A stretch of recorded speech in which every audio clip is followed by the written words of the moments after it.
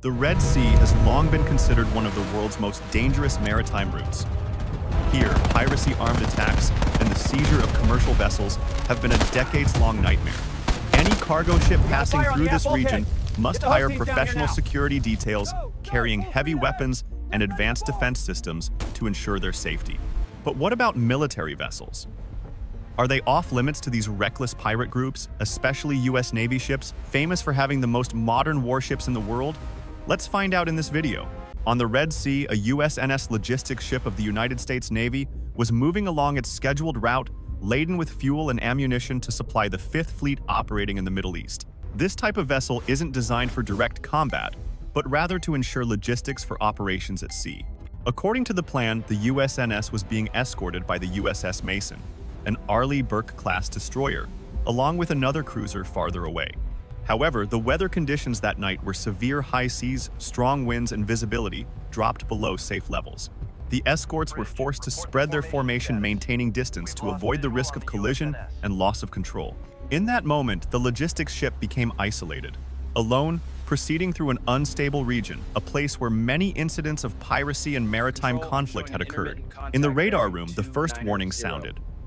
On the screen, a series of small, unusual dots appeared and disappeared, initially resembling interference or a system error. However, they soon reappeared, moving at a steady speed and with a clear heading. A total of 31 small objects were identified as fast boats heading straight for the USNS supply ship from multiple directions. No navigation lights, no radio signals. They approached at high speed. The ship's wide alarm was activated. From the quiet status of a logistics vessel, the ship shifted to combat readiness. Warning bells echoed through the compartments. The crew, composed of both Navy personnel and civilian mariners, vor va vau vir tree. The USNS was not designed for combat. Its primary mission was transporting fuel and ammunition, not fighting off attacks at sea. But now, in this isolated situation, with no escorts nearby, it was forced to defend itself. Heavy machine guns were brought onto the deck, loaded and aimed out to sea. The phalanx, CIWS, and SeaRAM point defense systems were manually activated, their turrets swiveling toward the densest signals. Below deck, sailors sealed watertight doors, preparing for fire or boarding. Damage control orders were issued. The auto-suppression fire systems were armed. On the bridge, the captain urgently contacted the Fifth Fleet, reporting the situation and requesting instructions. On the radar screen, the boat formation became clearer. They weren't in one large cluster, but split into multiple prongs, fanning out, approaching at a 135-degree angle. The sea surface was pitch black with only faint glints from the radar reflections. Sailors on deck tried to get visual confirmation using infrared binoculars. The observation results: some boats had metal frames resembling ladders. Others had long objects covered by tarps, possibly heavy weapons, or even rocket-propelled grenades, RPGs. At 2000 yards, the USNS's loudspeaker blared 3 times, broadcasting warnings in English, Arabic, and Somali. The only response was the roar of engines. On the bridge, the captain stared intently at the radar screen. As the distance closed to 1200 yards, then 900, the crew's heartbeats nearly matched the decreasing numbers on the display. One boat suddenly broke from the formation, moving straight toward the ship's midsection beam. Radar confirmed its trajectory. The target was on a direct collision course, range was only 400 yards and still accelerating. This was a dangerous attack range. The commander immediately sent a request for engagement authorization to NAVCENT Naval Forces Central Command Headquarters. The encrypted satellite response protocol, but in this situation, every moment that passed dragged on like an eternity. Below deck, a gunner sat behind a .50 caliber machine gun, eyes glued to the sights finger, already on the trigger. Above, fire control officers stood motionless, waiting. No one dared to open fire without the order. A single wrong decision could turn the event into a diplomatic incident, but the silence right now was more intense than any gunshot. At 350 yards, the crew was ordered to issue a final warning. The loudspeaker echoed across the water. Still no response. The lead boat maintained its speed. In the command center, all eyes were fixed on the range countdown: 300 yards, 250 yards. There was no other choice. If they didn't act, a direct impact could turn the entire logistics ship into a floating bomb. The encrypted signal from NAVCENT came through the communication system. Hostile intent confirmed. Rules of engagement ROE are officially authorized. Before the weapons-free command could be repeated a second time, the starboard machine gun roared to life. Tracers ripped through the night, reflecting off the water's surface in bright orange streaks. The first burst churned the water just in front of the approaching boat's bow, but it didn't change course. The operator kept the throttle pinned at maximum speed. The second gun joined in aiming straight at the boat's bow. The penetrating rounds shattered its front section. Debris flew in a chaotic trajectory. The boat swerved, veered sharply, left its engine bay erupting in flames. However, the gap it left was immediately filled. Two other boats rushed forward, maintaining their high-speed approach. Simultaneously, the phalanx CIWS was manually activated. The heavy white turret swiveled its targeting radar, locking on. One target at 1000 yards. The sound of mechanical whining, then the distinctive roar. 20mm tungsten rounds poured out at a rate of over 4,500 rounds per minute. The boat was shredded into debris amidst the waves. The fuel explosion lit up the entire starboard area. That was the first boat destroyed from the northeast. Infrared cameras recorded at least 10 more boats continuing their approach. They didn't flinch as their comrades were destroyed. Some changed direction, unexpectedly running parallel to the ship to confuse the targeting systems. Others moved in pairs, hoping to split the defenders' fire and force the gunners to choose the wrong target. On deck, the gunners continued suppressive fire. Hot shell casings clattered onto the steel deck, sizzling. Gun smoke clouded the walkways, the continuous explosions drowning out the commander's loudspeaker. Despite having taken out several boats, the attackers kept closing in. A group of 3 broke the 700-yard mark, carrying fuel drums strapped to their sides. Infrared signals showed an abnormal heat signature, possibly explosives or incendiaries. These boats were clearly not trying to intimidate. They were built for suicide attacks. The commander ordered all weapons to maintain fire, not to let any target pass 500 yards. The SeaRAM turret swiveled again, locking onto the group of 3. An interceptor missile shot out from the aft launcher. Seconds later, an explosion tore apart the sea. One boat vanished completely. The other 2 floundered in the smoke and fire. As the suppressive fire pinned down the main attacking group, a small team suddenly accelerated from the port side. They used the smoke flashes of explosions and the crew's focus on other directions to dash straight for the hull.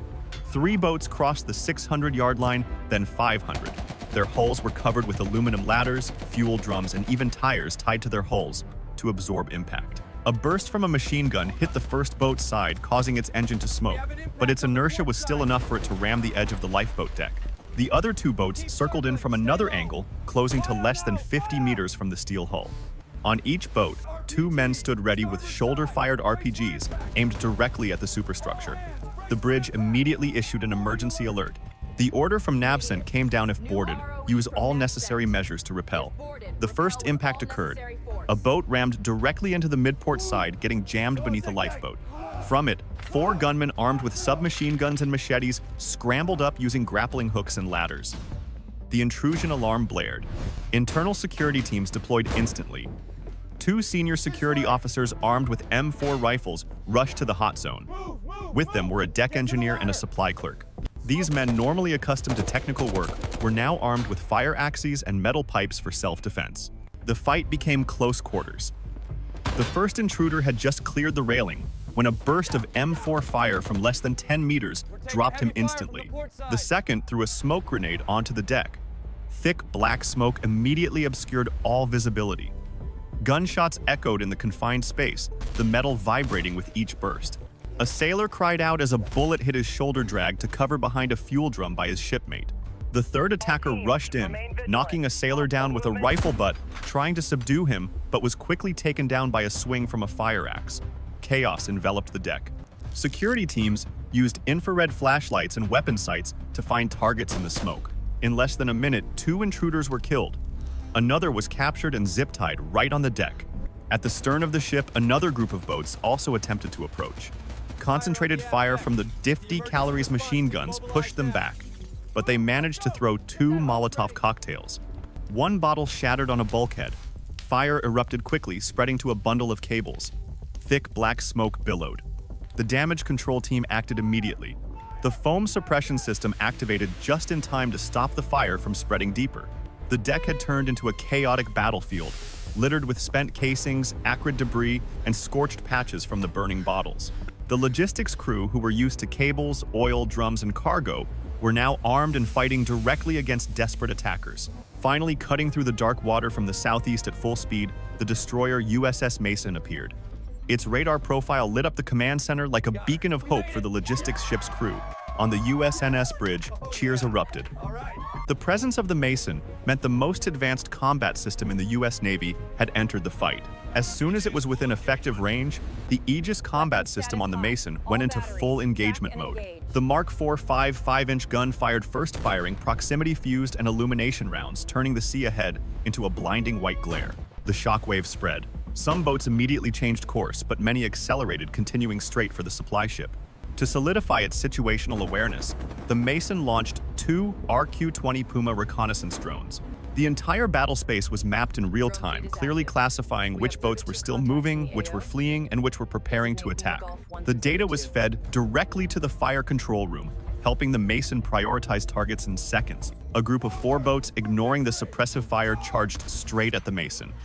It was a suicide run. Immediately, the close-in weapon system CIWS activated its turret, spinning rapidly. The radar sensor locked on. In 3 seconds, the first boat was torn to shreds. The second was capsized by a near-miss explosion, fuel spilling and igniting on the water. The survivors jumped into the sea. Many sank immediately. Others tried to swim and cling to floating debris. Simultaneously, the USNS maintained its fire. The 50 calories guns on its deck provided support, keeping the enemy boats beyond 600 yards. From its stern, the SeaRAM system fired again, destroying another boat approaching from a blind spot.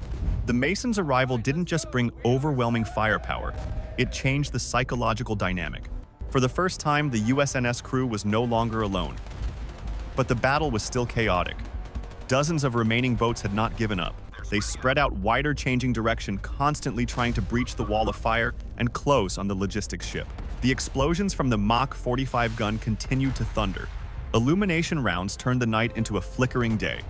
The Mason and the USNS coordinated, seamlessly forming an interlocking field of defensive fire.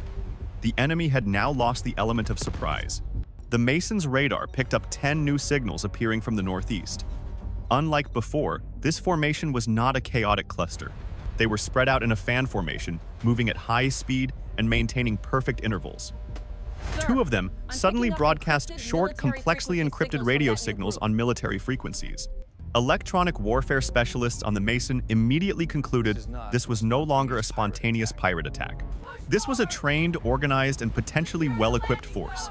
Without hesitation, the electronic warfare officer ordered active countermeasures. The Mason's jamming systems activated, broadcasting powerful signals to disrupt communications between the boats. At the same time, the Mk-38 25mm autocannon began to fire. Bursts of high-explosive rounds rained down on the boat's approach path, creating a wall of suppression, forcing them to break formation. 1 boat took a direct hit and exploded. 2 others were capsized as the shockwaves slammed into their hulls. From the USNS stern, the SeaRAM system swiveled, locked on, and fired, obliterating another one. Nearly half of the new group was neutralized, but the rest continued to close. Coordinated fire from the Mason and USNS focused on them. Rounds from the supply ship's decks and cannons from the Mason combined into a steel rain. 2 more boats were destroyed just before they could reach the 400-yard mark. As the smoke and fire settled, the remaining 4 boats chose to retreat. 2 turned and fled northeast, but were quickly tagged by the drones and forced to stop by warning shots. The Mason's rapid response teams deployed their own rigid-hull inflatable boats, RHIBs, and successfully intercepted them. 4 suspects were captured. They confiscated AK-47 seconds reserve fuel and encrypted radios. The most critical discovery, a ruggedized military laptop and a laminated sheet printed with images of NATO ships. This target list made the entire fleet command realize this was not a typical act of piracy. There was clearly a military power behind them. This also explained why these pirates dared to recklessly attack a military vessel. Dawn began to break over the sea. Black smoke from the explosions still hung in the air. Oil slicks and debris floated in a wide area. On the USNS, the deck was scorched. Steel bulkheads were dented in many places, but the ships were still afloat and maneuverable.